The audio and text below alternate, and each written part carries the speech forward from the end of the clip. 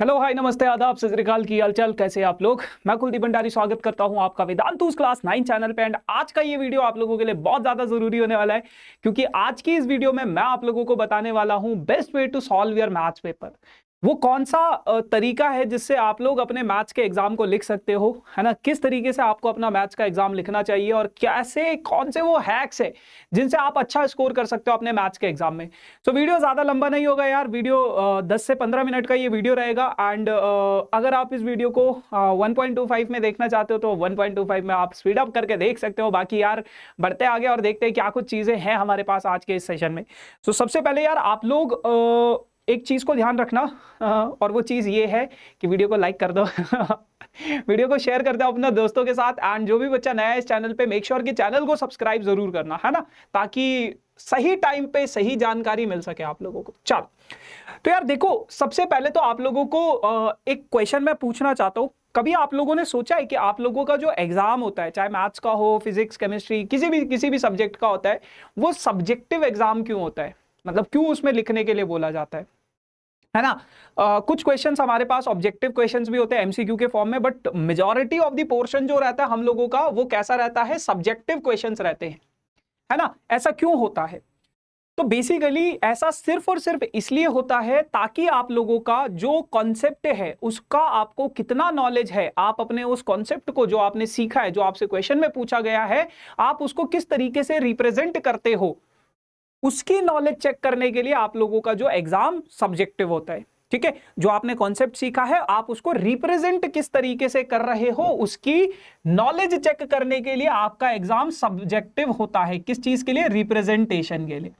तो इस सिनेरियो में हमारे पास ये जो रिप्रेजेंटेशन होता है मैथ्स का या फिर किसी भी एग्जाम का जो रिप्रेजेंटेशन होता है वो बहुत बेहतरीन होना चाहिए, है ना। अभी आप लोग 9th ग्रेड में हो, 10th ग्रेड में हो, जिस भी ग्रेड में हो, तो अभी आप लोगों के पास majority of the exam subjective रहता है जिसमें आप लोगों का रिप्रेजेंटेशन बहुत ज्यादा इंपॉर्टेंट रहता है। तो अब आप लोगों को यह समझना पड़ेगा कि यह सेशन इंपॉर्टेंट क्यों है, क्योंकि हमें रिप्रेजेंटेशन के मार्क्स मिलते हैं।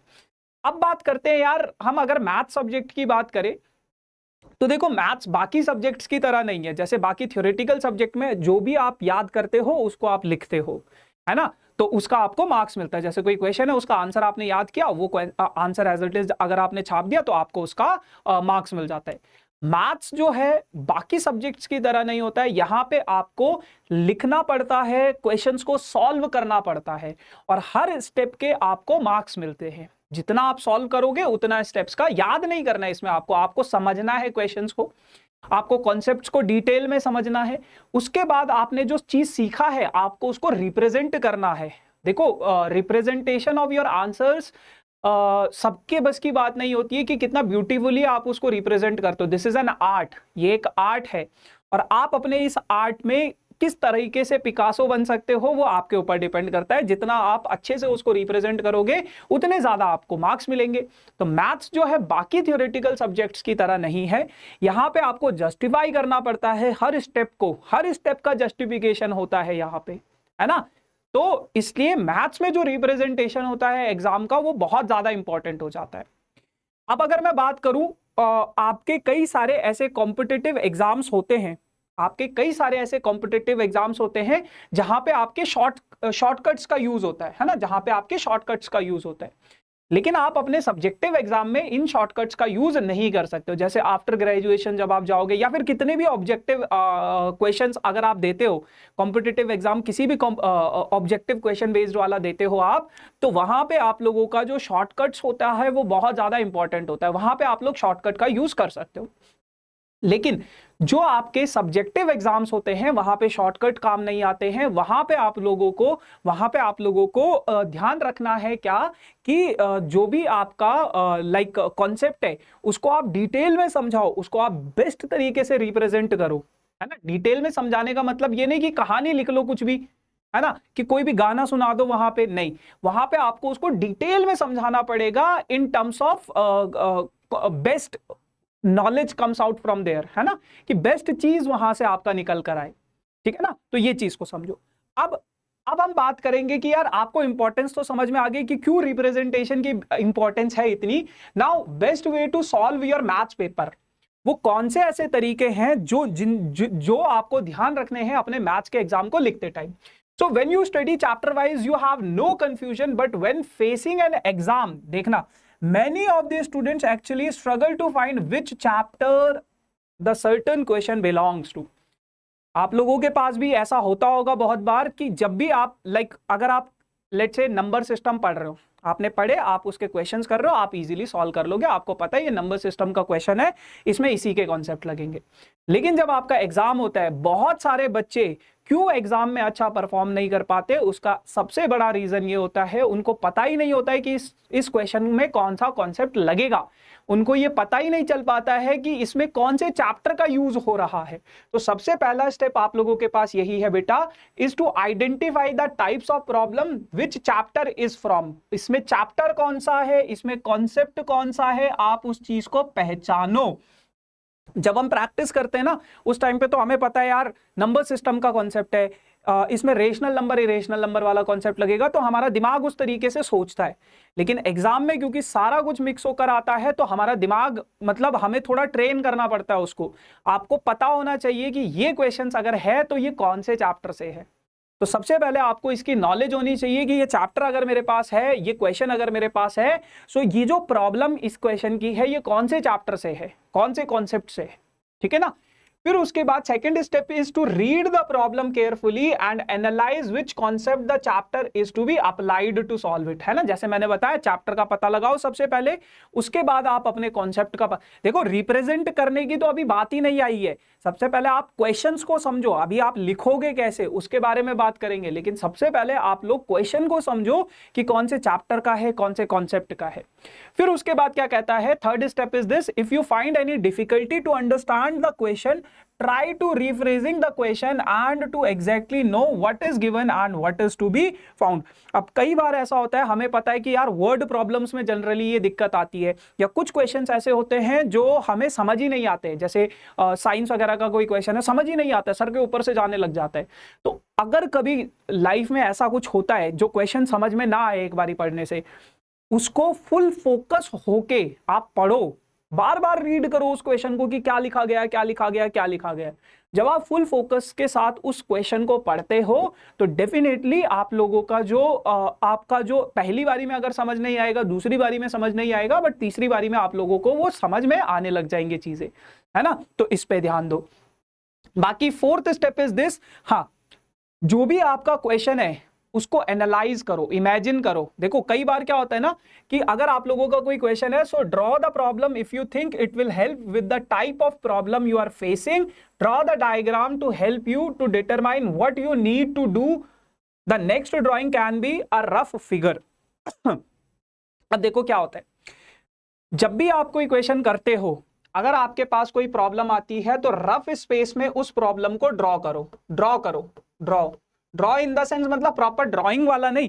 जैसे आपके पास बोल दिया जाएगा there are 2 numbers, if you add 2 numbers so you will get 95। तो मान लो पहला नंबर ये है, दूसरा नंबर ये है ना, इस तरीके से कोई दूसरा अलग अलग नंबर है, दोनों को ऐड किया तो 90। इस तरीके से आप अपनी फिगर्स, आप अपनी प्रॉब्लम्स को इमेजिनेशन में लेकर जाओ, रिलेट करो उसको रियल लाइफ से कि मैंने 2 चीज ली, एक मैंने टॉफी ली, एक मैंने बैट लिया, एक मैंने बॉल लिया, उसका प्राइस इतना है, इसका प्राइस इतना है, बैट के प्राइस अगर इतने हैं, तो इस तरीके से ड्रॉ करना है। ड्राइंग मतलब ये नहीं कि मैथ्स के पेपर में ड्राइंग करके आ जाओ, ड्रॉ का मतलब है you have to imagine your problems, आपको अपनी प्रॉब्लम्स को इमेजिन करना पड़ेगा, ठीक है। अच्छा, उसके बाद 5वां स्टेप क्या है, do not skip any step which is very important. ये स्टेप बहुत ज्यादा इंपॉर्टेंट है, बहुत सारे बच्चों की आदत होती है स्टेप्स स्किप कर देते हैं, है ना। तो स्टेप आप लोगों को एक भी स्किप नहीं करना है, क्योंकि मैथ्स में हर स्टेप के मार्क्स होते हैं। So you have to follow each and every step, है ना। It will help you to avoid your silly mistakes and do all necessary calculation to avoid overwriting. Silly mistakes के ऊपर मैंने अभी कुछ दिनों पहले एक वीडियो बनाया है, वो वीडियो जरूर देखना, है ना। तो जब आप स्टेप वाइज चीजों को लिखते हो तो आपका जो सिली मिस्टेक्स होने के चांसेस हैं वो बहुत ज्यादा रिड्यूस हो जाते हैं। क्योंकि देखो कई बच्चे क्या होते हैं ना, बहुत मतलब ऐसे दिमाग में चीजों को सॉल्व करने हो जाते हैं, स्टेप स्किप करने लग जाते हैं, जिसकी वजह से उनके कैलकुलेशन एरर्स होते हैं। तो अगर आप इन सभी चीजों से बचना चाहते हो तो कोई भी स्टेप आप लोगों को स्किप नहीं करना है, ठीक है ना। After that, review your work. After completing the solution, quickly review your work and see if units calculations are corrected and if necessary conversation are done at required stages or not.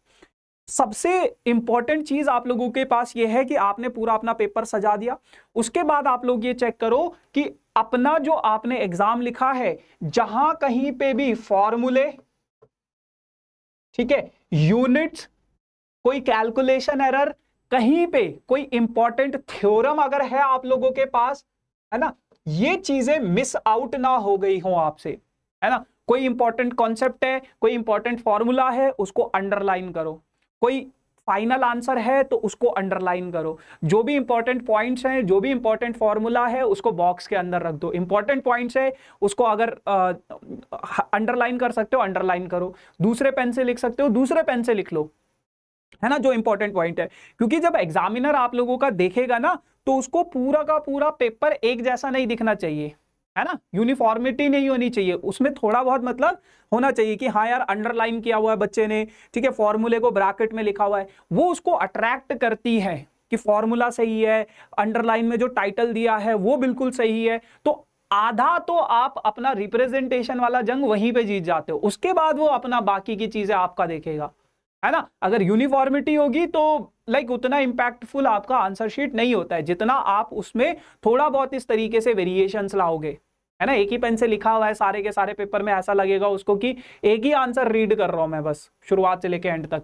लेकिन बीच बीच में जो आपके question number होते हैं उसको सही तरीके से मेंशन करो, फाइनल आंसर को अंडरलाइन करो, यूनिट्स को अंडरलाइन करो, यूनिट कन्वर्जन कहीं पे हो रही है उसको ब्रैकेट के अंदर, बॉक्स के अंदर पैक करो, है ना। तो ये चीजें हैं। And if the final answer is written correct in correct format, है ना, तो उसको सही तरीके से बॉक्स वॉक्स में करके आप इस तरीके से चीजों को कर सकते हो। So yes guys, this is all about for this session. I hope आप लोगों को प्रेजेंटेशन टिप्स पता चली होंगी कि कैसे आप लोग अपना प्रेजेंट कर सकते हो अपना एग्जाम। बाकी मेक श्योर गाइज, है ना, कि आप लोग इस वीडियो को लाइक जरूर करना, शेयर जरूर करना एंड सब्सक्राइब जरूर करना अपने दोस्तों के साथ।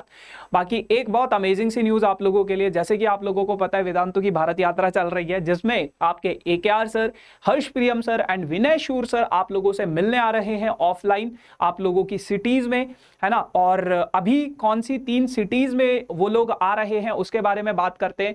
सो जैसे कि आप लोगों को पता है 28 अक्टूबर को बेंगलुरु में आ रहे हैं, उसके बाद 29 अक्टूबर को पुणे में आ रहे हैं, है ना, और उसके बाद 4 और 5 नवंबर को न्यू दिल्ली में आप लोग इनसे मिल सकते हो।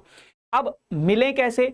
मिलने के लिए आप लोगों के डिस्क्रिप्शन में एक गूगल फॉर्म है, आप लोग उस गूगल फॉर्म को फिलअप करो, वहां से आपको एक इनविटेशन कार्ड मिलेगा, तो आप लोग इनसे मिलने आ सकते हो, है ना। So yes guys, this is all about for this session. बाकी thank you so much for this amazing session. ये मेरा इंस्टाग्राम है, फॉलो करना कर सकते हो। ये वेदांतु का ऑफिशियल टेलीग्राम ग्रुप है बेटा, जिसका लिंक डिस्क्रिप्शन में है। सो session related notes, update, PDF सब कुछ मैं यहाँ पे डाल देता हूँ। तो मेक श्योर कि आप लोग इस ग्रुप को जरूर ज्वाइन करना एंड मेक श्योर कि इस चैनल को सब्सक्राइब जरूर करना। Thank you so much, tata, bye bye.